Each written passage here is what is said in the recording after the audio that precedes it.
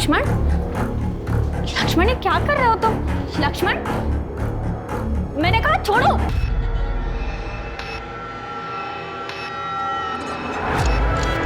रमले जी, मैं आपको कुछ दिखाना चाहता था। बिल्कुल दिखाइए। हम अपना रेस्टोरेंट कैसे चलाएंगे।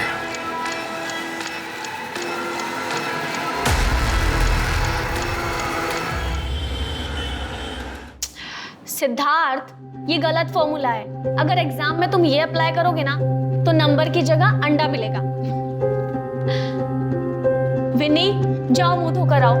क्लास स्टार्ट हुई नहीं कि तुम्हें नींद आने लगी। अरे रूही दीदी, ये आपका फेवरेट सब्जेक्ट है, विनी का नहीं। और वैसे भी क्लास स्टार्ट होके आधा घंटा हो चुका है और आपको पता भी नहीं चला।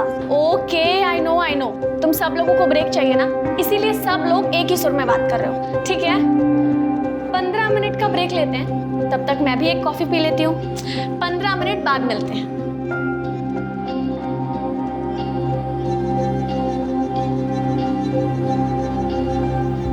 Dad,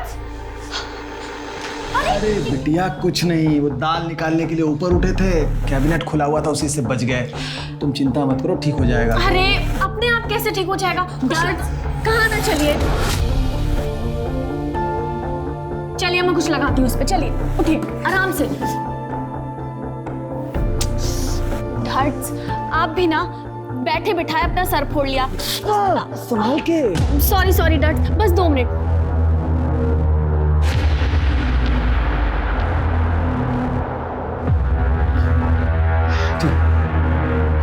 Lakshman, Lakshman,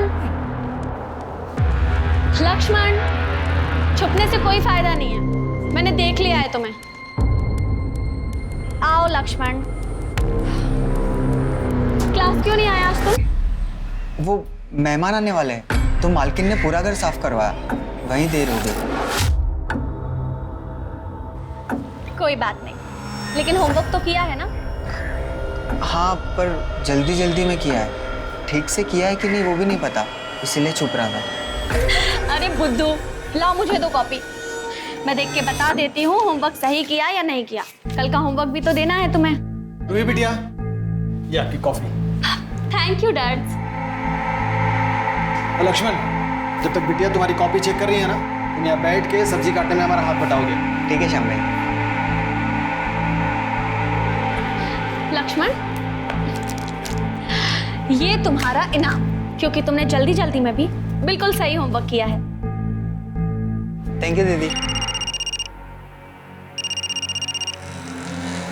hello dad, मैं बाहर जा रही हूँ, थोड़ी देर में आ जाऊंगी। ठीक है। अरे सुनो, कहाँ जा रही हो बता के तो जाओ। तुम्हारे मम्मी पापा का फोन आ गया और पूछेंगे कहाँ गई है, तो मैं क्या बताऊंगा? प्लीज डैड, आपको लगता है वो पूछेंगे, और वो भी काम के बीच में से फोन करके पूछेंगे? बिजनेस में लॉस नहीं हो जाएगा उनका? आती हूँ।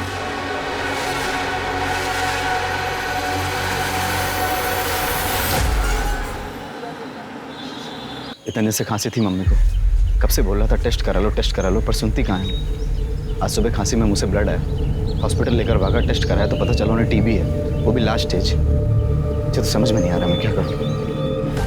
एक काम करो, तुम ये रखो और टेंशन मत लो, सब ठीक हो जाएगा। थैंक यू रूही, पर इतने से कुछ नहीं होने वाला, लंबी ट्रीटमेंट चलेगी। अभी ये रखो, फिर हम देखते हैं, मैं कुछ अरेंज कर लूंगी।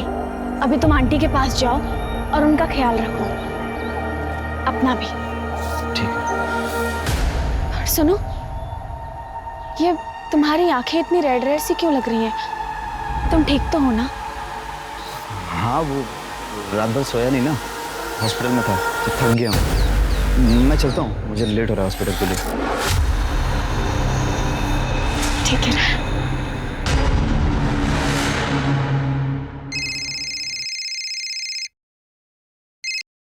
हाँ रूही बोल। हाय अलीशा, क्या कर रही है?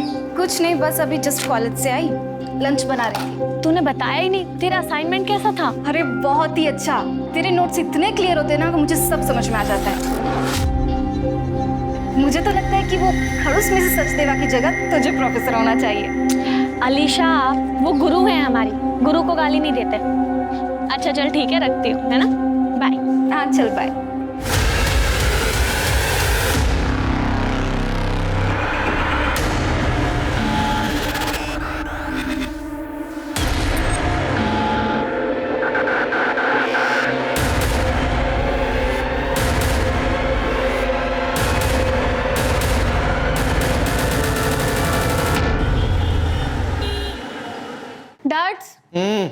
डैड्स मॉम डैड का कॉल आया, बताया उन्होंने वो कब तक आएंगे। अरे बिटिया, बार बार एक ही बात पूछने से बात बदल थोड़ी जाएगी हैं? आ जाएंगे जब उनको आना होगा। तुम थक गई होगी, जाके सो जाओ। नहीं डैड्स, 2 दिन हो गए मैंने उनका चेहरा नहीं देखा। आज तो मैं तभी सोऊंगी जब वो आ जाएंगे, तब तक हॉल में बैठ के टीवी देखती हूँ।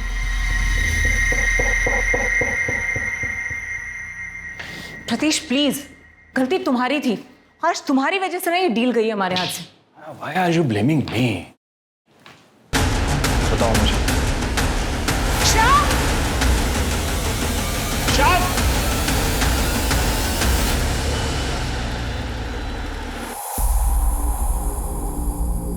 मम्मा, मुझे आपसे कुछ जरूरी बात करनी है। नॉट राइट नाउ रूही, मैं ऑलरेडी लेट हूँ, शाम को बात करते हैं। प्रतीश जल्दी करो, क्लाइंट वेट कर रहा होगा। मैडम, वो डिनर में क्या बनाना है? रूही बता देगी और हम लोग बाहर से खाना खाकर आएंगे। Ruhi, your pocket. Enjoy. पर डैड वो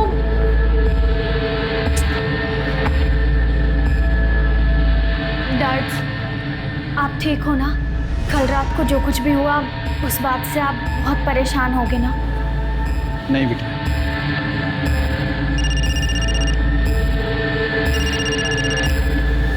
हेलो, रूही माँ की हालत बहुत खराब है, कुछ मेडिसिन और इंजेक्शन चाहिए, 10,000 के आएंगे, पता नहीं कहाँ से लाऊंगा मैं इतने पैसे। अब मैं हूँ ना, मैं आ रही हूँ।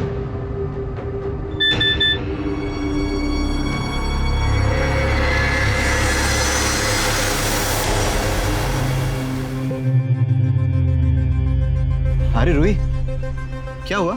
मूड क्यों ऑफ है तुम्हारा? मम्मी पापा से झगड़ा हो गया? ये क्या है?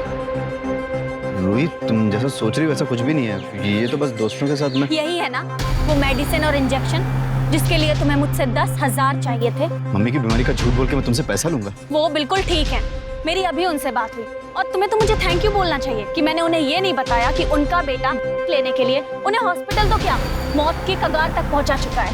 मेरी बात सुनो, मुझे भरोसा करो, मैं ऐसा नहीं हूँ। रूही, मुझे पैसों की बहुत जरूरत है, प्लीज मुझे। मनीष मेरा हाथ छोड़ो। मुझे पैसों की बहुत जरूरत है। मनीष,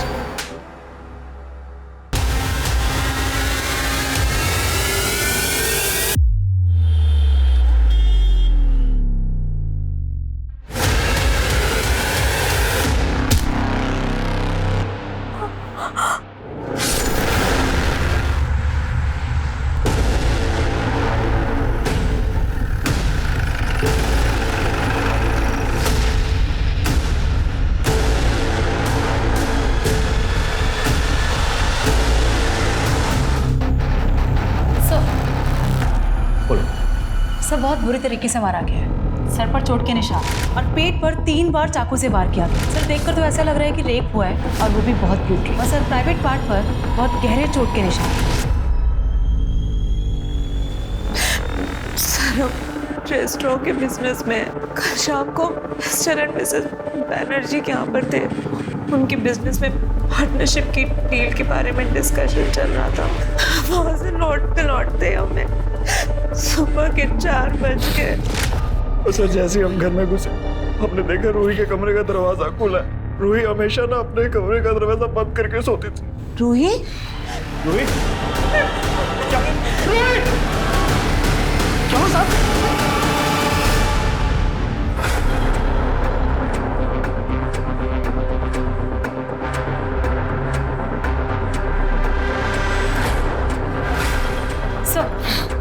सर किचन में फोन पड़ा मिला। इसे पहचानते हैं? नहीं सर, हम में से किसी का नहीं। ये देखिए, ये कहाँ मिला? इस सर्वेंट के रूम में। ये मारा। और ये क्या हुआ? मैंने रूही बिटिया को नहीं मारा है साहब। रूही बिटिया बिल्कुल मेरी अपनी बिटिया जैसी थी साहब। ये आपके किचन का चाकू है? और ये फोन किसका है? ये लक्ष्मण का है साहब। कौन लक्ष्मण? यही सामने के बंगले पे वो संधू साहब के यहाँ काम करता है और पास के झुग्गी झोपड़ी में रहता है साहब। रूही बिटिया से फ्री में पढ़ने के लिए आया करता था। दिन में काम करता है इसलिए रात को पढ़ने के लिए आता था वो यहाँ। कल रात को भी वो यही था। रूही बिटिया के कमरे में कंप्यूटर सीख रहा था साहब। और वो घर कब गया था? नहीं मालूम साहब। मैं 11 बजे सो गया था तब वो बिटिया के साथ कमरे में ही था। ये भी तो हो सकता है कि तेरे जाने के बाद उसी ने रूही के साथ जबरदस्ती की हो।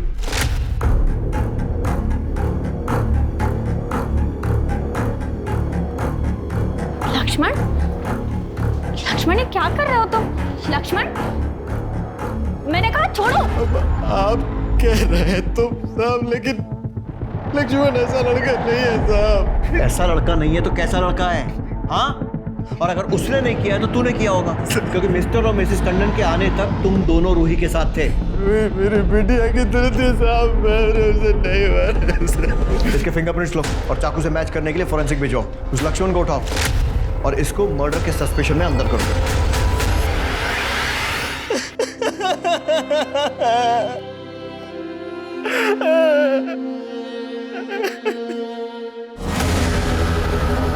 लक्ष्मण जा रहे ये बाजू वाले खोले में साहब। उधर? लेकिन वो घर पे नहीं साहब। कहाँ गए? कल सुबह 10 बजे काम पे गया था, तब से घर नहीं आया साहब। क्या काम करते हैं? हाँ मैडम, लक्ष्मण कल काम पे आया था पर वो काम खत्म करके रात 9 बजे मिस्टर टंडन के यहाँ चला गया। मिश्रा, पक्की बात है कि लक्ष्मण गायब नहीं हुआ है, फरार हो गया। मिश्रा, इसके नाम को बोलो जारी करो। जी सर।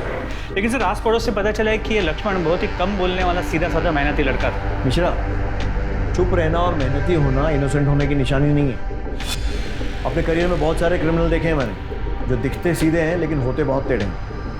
रूही के लैपटॉप में मोबाइल से कुछ मिला? सर रूही के लैपटॉप से पता चला कि वो बच्चों को ऑनलाइन ट्यूशन देती थी। तो जितने पैसों की ट्रांजैक्शन उसके बैंक अकाउंट से होती, लगता नहीं कि वो सिर्फ ट्यूशन फीस थी। मतलब? सर रूही के पेरेंट्स उसे अच्छी खासी पॉकेट मनी देते थे, उनके बैंक में अच्छी खासी रकम भी शो हो रही है और फ़ोन में पैसे क्रेडिट होने के मैसेजेस भी मिले। सर एक दिन में 20-20 हज़ार रुपये निकाले गए और कैश में अच्छी खासी रकम भी निकाली गई। हर दूसरे दिन इतने पैसे क्यों निकाल रही है? पार्टी वार्टी करने के लिए? इसका चक्कर तो नहीं? सर रूही को नहीं, लेकिन मैसेजेस से पता चला कि उसके बॉयफ्रेंड मनीष किलर पैसों की कमी है या माँ हॉस्पिटल में है, ऐसे झूठ बोल के रूही से पैसे लिया करता है।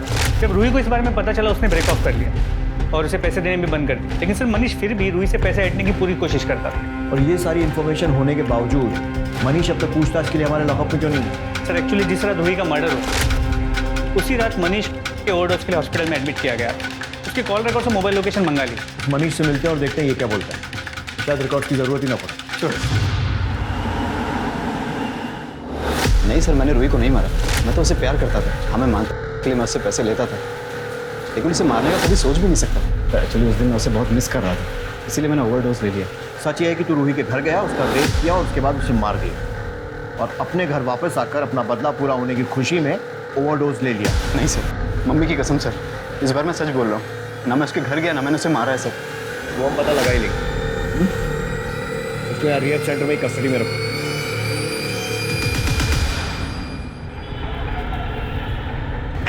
मतलब रूही शायद अनजाने में मनीष की ड्रग्स की आदत को सपोर्ट कर रही थी या फिर शायद उसे भी ड्रग्स की लत थी। सर पूछताछ तो ऐसा कुछ समझ में नहीं आया। रूही के फ्रेंड्स, प्रोफेसर या रिलेटिव्स, उनका यही कहना है कि बहुत ही अच्छी लड़की थी। उसका इंटरेस्ट सिर्फ पढ़ाई और सोशल सर्विस में था। जी सर, और पोस्टमार्टम रिपोर्ट से भी यही कंफर्म हुआ है कि रूही नहीं लेती थी। और ये भी पता चला कि उसके साथ रेप नहीं हुआ था, जैसे हमें क्राइम सीन पे लगा, क्योंकि उसके प्राइवेट पार्ट्स को डिस्ट्रॉय किया गया। सर उसके बॉडी पे, कपड़ों पे, बेडशीट पे कहीं भी कोई सीमेंट ट्रेसेस या कोई लुब्रिकेंट के सैंपल्स नहीं मिले। सर उसकी मौत 10 फरवरी की रात 11 से 2 के बीच हुई और मौत की वजह चाकू से वार। सर, टंडन फैमिली के पड़ोसी संदीप जैन आपसे मिलना चाहते हैं। सर मैं टंडन फैमिली के पास वाले घर में रहता हूँ। लास्ट वीक जब मैं देर रात तक कुछ काम कर रहा था तो टंडन के यहाँ से मुझे अचानक चीखने चिल्लाने की आवाज़ सुनाई दी। तो मैंने सुना कि मिस्टर और मिसेस टंडन अपने सर्वेंट शाम के ऊपर चिल्ला रहे थे कि वो रूही के साथ कुछ गंदी हरकतें करने की कोशिश कर रहा था जो वो सो रही थी। जैन साहब आप? अरे क्या हुआ टंडन साहब, आपके घर से इतना शोर आ रहा है? सब ठीक है ना? जी वो संदीप जी, जी बिल्कुल ठीक है। आई एम सो सॉरी आपको इतनी रात को डिस्टर्ब हुआ। आप जाइए, आराम से सो जाइए, अभी कोई आवाज़ नहीं आएगी आपको।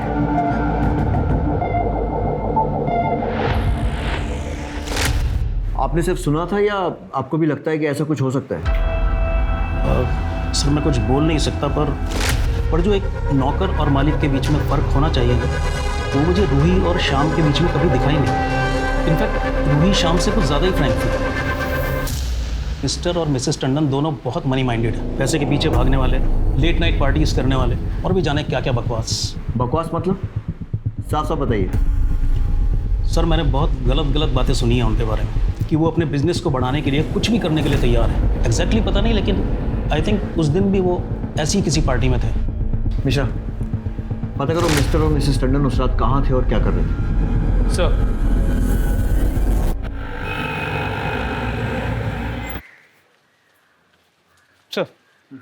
सर जिस रात रूही का मर्डर हुआ उस रात mister and Mrs Tandon Pramila और प्रकाश बैनर्जी के घर पे, और वहाँ वाइफ स्वैपिंग जैसे कुछ होने वाला था।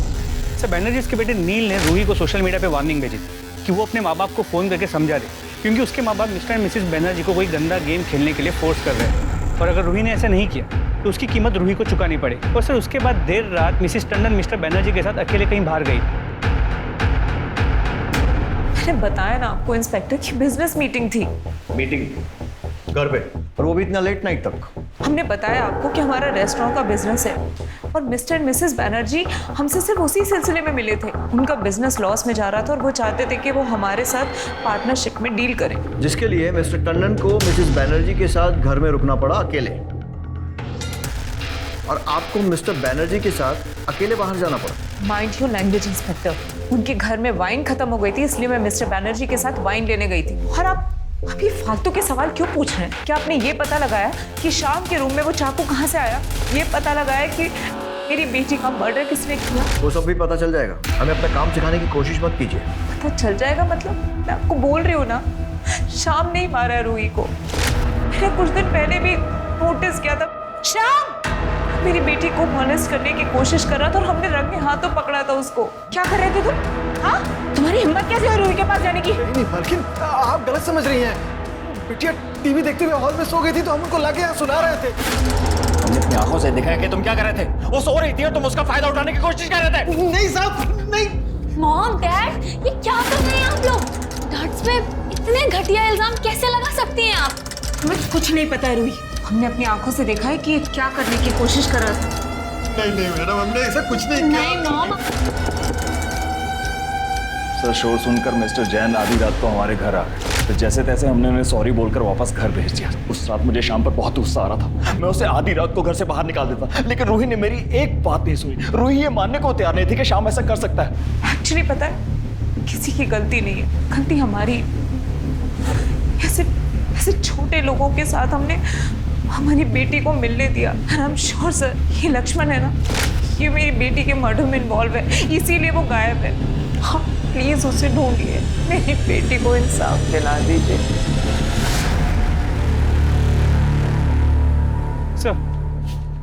सर शाम पे सभी ट्रिक्स अपना लिए, लेकिन वो अपने बयान से हिल नहीं रहा कि उसने रूही का मर्डर नहीं किया, अपनी बेटी की तरह मानता था। ये उसे अपनी बेटी बता रहा है और बेटी के असली माँ बाप नौकर और बेटी के अफेयर की बात कर रहे हैं। मुझे कहीं ऐसा तो नहीं है कि ये वाइफ स्वैपिंग वाली बात छुपाने के लिए ये लोग ये सब बोल रहे हैं? सर पॉसिबल तो है। जिस रात रूही का मर्डर हुआ उस रात टंडन की मोबाइल की लोकेशन बैनर्जी के घर की थी, और देर रात मिसेस टंडन और मिस्टर बैनर्जी की मोबाइल की लोकेशन मूव होते हुए वाइन शॉप वाले एरिया पे जाती है, और उस वक्त वाइन शॉप बंद होता है। तो पॉसिबल है कि वो लोग वाइन शॉप नहीं, उसके बाजू में जो लॉज है वहाँ गए। लेकिन सर फिर भी इस सब का रूही के मर्डर के साथ क्या कनेक्शन? शायद हो भी सकता है नील ने रूही को वार्निंग दी थी कि अपने माँ बाप को रोक ले वरना कोई कीमत चुकानी पड़ेगी। शायद यही वो कीमत है। सर नील की मोबाइल लोकेशंस आ गई। उसके मुताबिक मर्डर वाली रात 11 बजे नील रूही के घर के पास ही था। तूने रूही को वार्निंग दी थी ना कि अपने माँ बाप को रोक ले, नहीं तो उन्हें कीमत चुकानी पड़ेगी। उसने ऐसा नहीं किया और तूने उसका मर्डर कर दिया। नहीं सर, आप क्या बात कर रहे हो? मैंने उसको मैसेज जरूर किया था पर उसका मर्डर नहीं किया।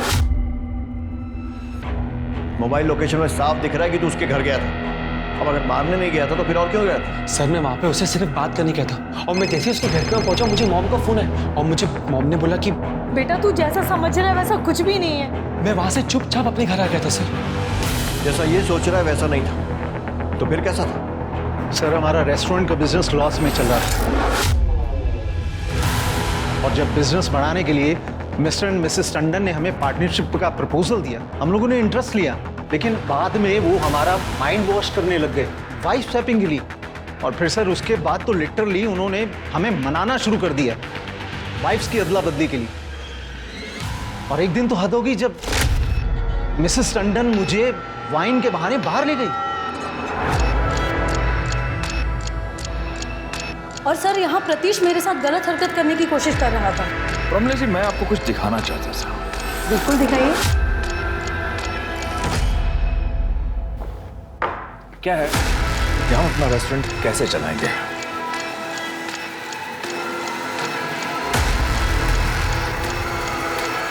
ये क्या कर रहे हैं आप? ये क्या बदतमीजी है? और जब मैंने उन्हें कहा कि अगर वो इस तरह से रेस्टोरेंट चलाना चाहते हैं तो हम अपना रेस्टोरेंट बंद रखना ज्यादा पसंद करेंगे, और जब हमने उनकी शर्तें नहीं मानी तो वो दोनों अपना मूड खराब करके तकरीबन सुबह 4 बजे तक हमारे घर से चले गए। आप रूही के केस में इन्वेस्टिगेशन कर रहे हैं या फिर हमें बदनाम करने की कोशिश? इतना घटिया वाइफ शॉपिंग का इल्जाम। ये इल्जाम हमने नहीं, मिस्टर एंड मिसेस बैनर्जी ने लगाया आप दोनों पे। अगर उन्होंने भी लगाया ना तो भी हम इसे मानने से डिनाई करते हैं। कहा था ना मैंने आपसे कि ये कपल भरोसे के लायक नहीं है। कैसा भरोसा? पार्टनरशिप में परसेंटेज को लेकर हर वक्त नई बात रखते थे। मैंने कहा था प्रतीश से कि पैसा लगाने से पहले सब कुछ कंफर्म कर लो, लेकिन इन्होंने मेरी एक बात नहीं मानी। और अब जब इतना पैसा लगा चुके हम तो वो इस डील को कैंसिल करने के बहाने ढूंढने के लिए हम पर ये इतना घटिया वाइफ शॉपिंग का इल्जाम लगा रहे हैं। सर, आपके कॉल रिकॉर्ड्स में एक नंबर मिला है जिससे अक्सर आपकी बातें होती हैं। किसका नंबर है? ये तो हमारे बेटे जय का नंबर है। कहाँ है? बुलाइए उसे। अब सर वो एक्चुअली यहाँ नहीं रहता है, वो नोएडा में हॉस्टल में रहता है। वो उसका कॉलेज एक्चुअली वहाँ से पास है, इसलिए। यानी वो घर आता ही नहीं? नहीं, इतना कुछ हो गया और दिखाई नहीं दिया? नहीं सर, वो उसके एग्जाम्स चल रहे हैं इसलिए। और अभी वो रूही के क्रिमेशन पर आया था, फिर चला गया। उसके हॉस्टल का एड्रेस दीजिए। तुम्हें नहीं लगता ऐसे टाइम में तुम्हें अपने माँ बाप के साथ होना चाहिए? सर मैंने मॉम को बोला था, लेकिन उन्होंने कहा कि एग्जाम के टाइम तुम्हें डिस्टर्ब होगा वहां पे, इसलिए तुम वहीं रुक जाओ। वैसे नोएडा इतना दूर नहीं है दिल्ली से कि एग्जाम देने नहीं जा सकते। क्या 10 तारीख को रात को 11 से 2 के बीच में कहाँ थे?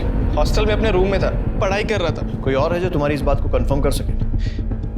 हाँ सर, हमारे हॉस्टल के जो वार्डन है बलविंदर सिंह, आप उनसे पूछताछ कर सकते हैं सर। मिश्रा, अर्जेंट बेसिस पर इस जगह के कॉल लोकेशन और मोबाइल रिकॉर्ड से तुमको। जी सर, लेकिन सर मुझे अब भी लगता है कि ये मर्डर मिस्टर मिसेस टंडन या फिर शाम ने लक्ष्मण के साथ मिलकर किया। चल शुरू हो जा, बोलना। आपको जितना मारना है मार लो साहब, पर फिर भी मैं वही कहूँगा कि मैंने रूही बिटिया के साथ कुछ भी नहीं किया है। 17 साल मैंने उसको पाल पोस कर बड़ा किया है। प्यार से मुझे डैड्स कह के बुलाती थी। डैड्स?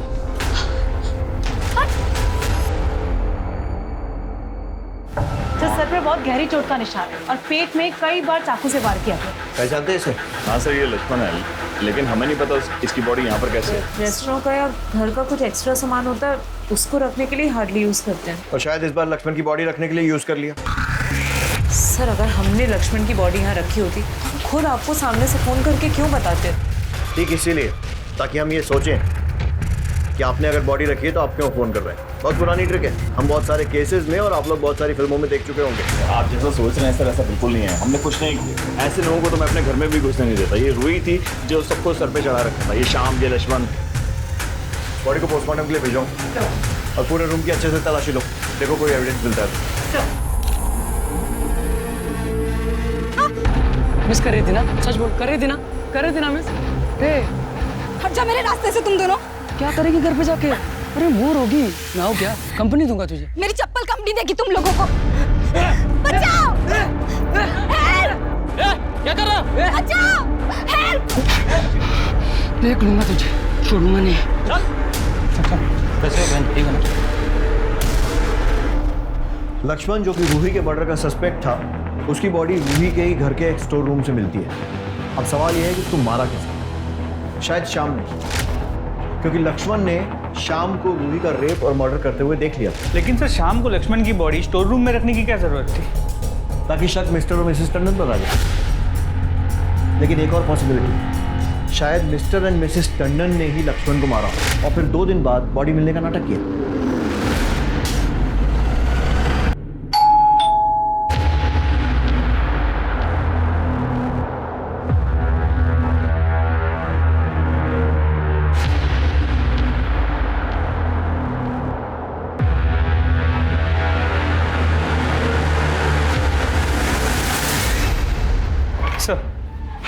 सर मनीष ने हमसे झूठ कहा था। जिस रात रूही का मर्डर हुआ उस रात मनीष के मोबाइल की लोकेशन रात 11 से 11:30 के बीच रूही के घर के पास की थी। तूने रूही के घर से स्टोर रूम की चाबी चुराई, लक्ष्मण की बॉडी छुपाई, चाबी वहीं रखकर अपने घर आ गया, है ना?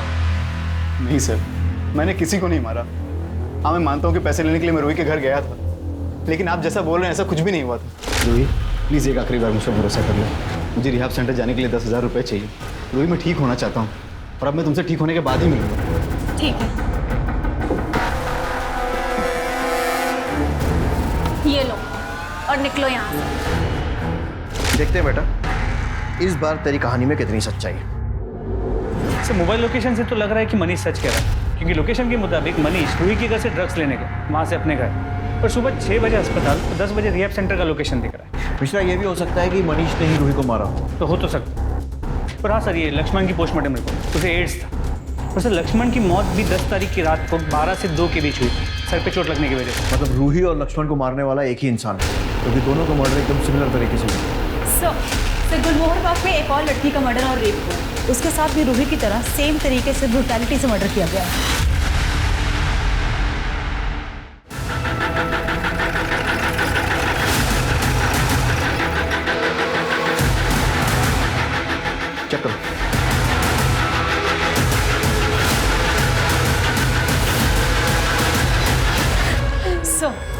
सर रूही मर्डर केस की तरह इस बॉडी की भी कंडीशन से सर सर पर चोट का निशान है, सर प्राइवेट पार्ट पर भी चोट का निशान है। रेप हुआ है या नहीं ये पोस्टमार्टम रिपोर्ट के बाद ही कंफर्म होगा।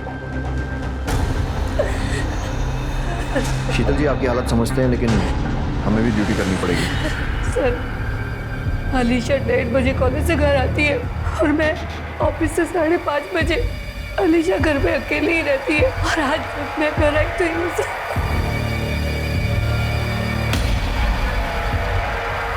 सर सोफे के नीचे चाकू मिला, चाकू को फॉरेंसिक जांच के लिए भेजो और बॉडी को पोस्टमार्टम के लिए। आपको किसी पर शक है?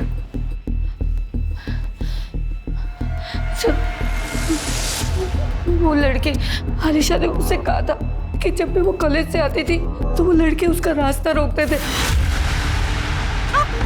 मिस कर रही थी ना? सच बोल, कर रही थी ना? कर रही थी ना मिस?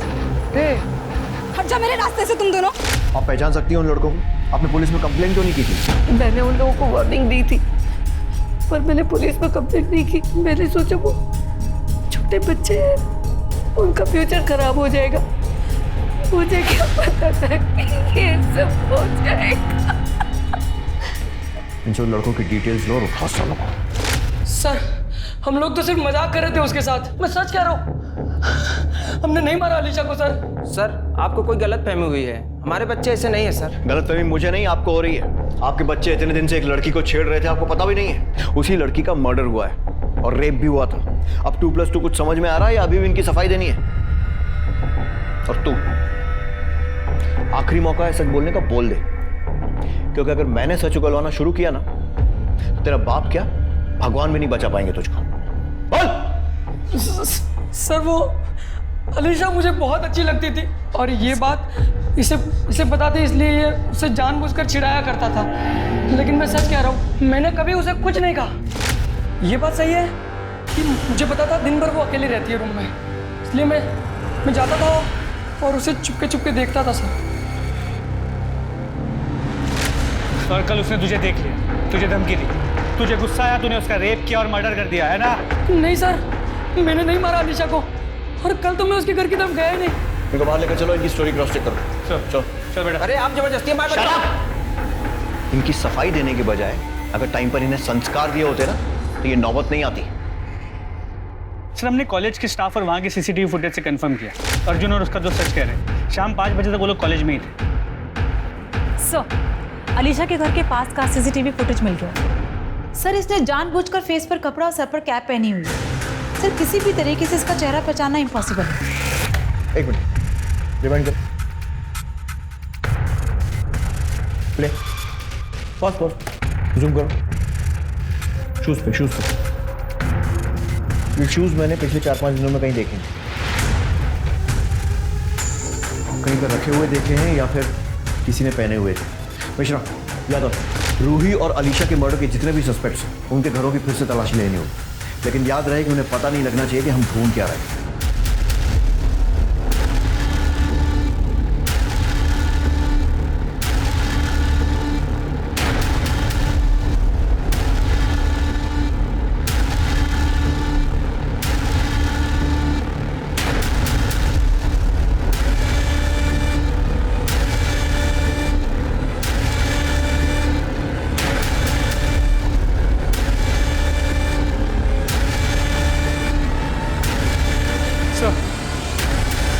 जूते तो नहीं मिले, लेकिन ये फाइल मिली। ये देखिए,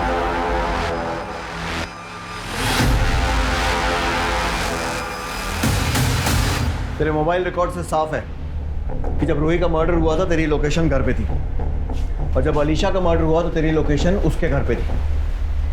बाकी सीसीटीवी फुटेज तुझे दिखाई दिया है। चल अब शुरू हो जा, पता क्यों किया ये सब? हाँ, मुझे प्राइवेट पार्ट में इन्फेक्शन था। डॉक्टर ने कहा था कैस्ट्रेशन कराना पड़ेगा और मेरा प्राइवेट पार्ट काटना पड़ा सर। इसीलिए पुनीता और मेरा कभी नहीं हो पाया सर। लेकिन ये बात मैंने पुनीता को कहीं बताई नहीं थी सर। मुझे हमेशा से लगता था कि वो मेरा मजाक ही उड़ाएगी, और फिर मुझे के बारे में पता चला सर। लक्ष्मण को देखा तो पता चला कि वो भी मेरी ही तरह है, और तब हमारा अफेयर शुरू हो गया था सर। स्टोर रूम की एक्स्ट्रा चाबी हमेशा मेरे पास रहती थी सर। तो सर हॉस्टल से निकलने के बाद मैं हमेशा लक्ष्मण के साथ स्टोर रूम में ही बैठता था सर। सर मुझे पता था कि वहाँ कभी कोई नॉर्मली आता नहीं है, और उस रात लक्ष्मण ने मुझे कॉल करके घर पे बुलाया सर। हम स्टोर रूम में ही मिले थे। ये देख मेरी मेडिकल रिपोर्ट, इसमें लिखा है मुझे एड्स है। तेरे सिवाय मैंने किसी के साथ भी नहीं किया है। तूने जानबूझ के बीमारी मुझे दी है, जानबूझ के। तुझे पता था तुझे एड्स है, तुझे पता था। मेरे साथ प्यार करने का नाटक किया तूने।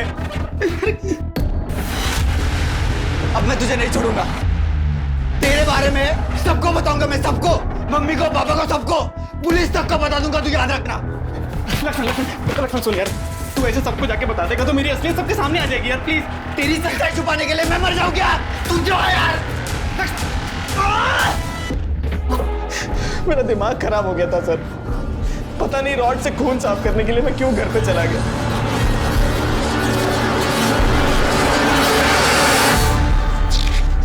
जय, तुम इतनी रात को? और ये तुम्हारी मेडिकल रिपोर्ट्स मुझे मॉम डैड के कमरे में मिली। इसमें लिखा है कि तुम्हारे प्राइवेट पार्ट्स में इन्फेक्शन था, इसीलिए तुम्हारा क्रस्टेशन कराना पड़ा। शायद इसीलिए पुनीता ने तुमसे ब्रेकअप कर लिया। हाँ, काटना पड़ा मुझे। नामर्द हूं ना मैं, यही कहना चाहती हो ना तुम? हाँ, मैं पुनीता के साथ कुछ नहीं कर पाया। नहीं भैया, तो बस आपसे ये कहना चाह रही हूँ कि शायद पुनीता को अगर हम पहले बता देते इस बारे में तो शायद वो इस सिचुएशन को समझ पाती। मुझे ऐसा लगता है कि मुझे उसे बता देना चाहिए। रूही, कहा था ना फेक सिंपैथी नहीं चाहिए, मतलब नहीं चाहिए। तो फिर रूही को मार के मैं चाकू लेके स्टोर रूम में गया। वहाँ लक्ष्मण को स्टैब करने के बाद मैं वो चाकू लेकर के शाम के रूम में रखाया था ताकि सारा का सारा शक शाम पर जाए। हॉस्टल के रास्ते में मैंने रॉड फेंक दी और अपने रूम में मेडिकल रिपोर्ट छुपा दी थी सर। और अलीशा, उसको क्यों मारा? आपकी इन्वेस्टिगेशंस को डाइवर्ट करने के लिए सर। सर मैंने न्यूज़ में सुना था कि रूही के केस में मॉम डैड को सस्पेक्ट किया जा रहा है। सर सिर्फ मॉम डैड है जो मुझे अच्छे से समझते हैं। सर मुझे लगा वो फंस जाएंगे, वो मैं उन्हें खोना नहीं चाहता था सर। मुझे पता था अलीशा दोपहर में अकेले घर पे रहती है, इसीलिए मैं जानबूझकर मुंह छुपा कर गया था ताकि कोई पहचान ना सके।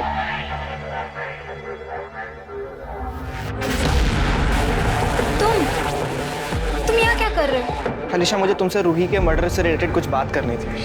हाँ? अंदर आ सकता हूँ मैं? हाँ। अच्छा।